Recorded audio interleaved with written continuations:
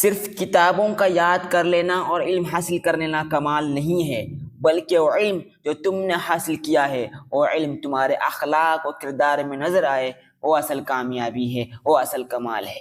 نبی کریم صلی اللہ علیہ وسلم نے فرمایا، انما بعثت لاتمم مکارم الاخلاق، میں حسن اخلاق کو مکمل کرنے کے لیے بھیجا گیا ہوں۔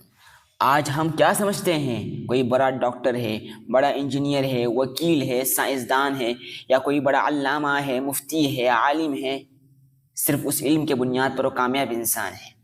ہرگز نہیں۔ یاد رکھیے، جس انسان کے اندر حلم و بردباری نہیں، بات کرنے کا سلیقہ نہیں، نرم مزاجی نہیں، تو اس کے صرف زبان میں علم ہے، عمل میں علم نہیں، اور وہ کامیاب انسان نہیں ہے۔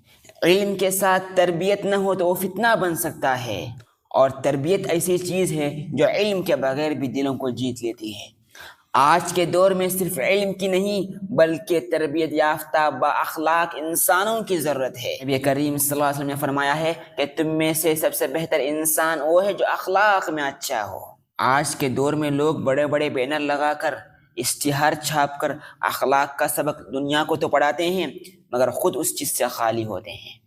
علم کو سیکھو مگر ساتھ میں تربیت بھی حاصل کرو، کیونکہ علم روشنی ہے اور اخلاق اس روشنی کا حسن ہے۔ صرف بڑی بڑی یونیورسٹیوں میں اور بڑے بڑے جامعات میں پڑھ کر وہاں کی اعلیٰ ڈگریاں حاصل کرنا اور وہاں سے علوم کو اور فنون کو حاصل کرنا ایک کامیابی نہیں ہے، اس لیے کہ لوگ آپ کی ڈگریوں کو نہیں دیکھتے ہیں، آپ کے کاغذات کو نہیں دیکھتے ہیں، بلکہ آپ کو دیکھتے ہیں، آپ کے کردار کو دیکھتے ہیں، آپ کے اخلاق کو دیکھتے ہیں۔ اگر آپ بڑی بڑی ڈگریاں حاصل کر کے آپ اخلاق سے خالی ہیں تو یاد رکھ لیجیے، آپ کے پاس تو ڈگریاں موجود ہیں، صرف کاغذ کا ٹکڑا ہے۔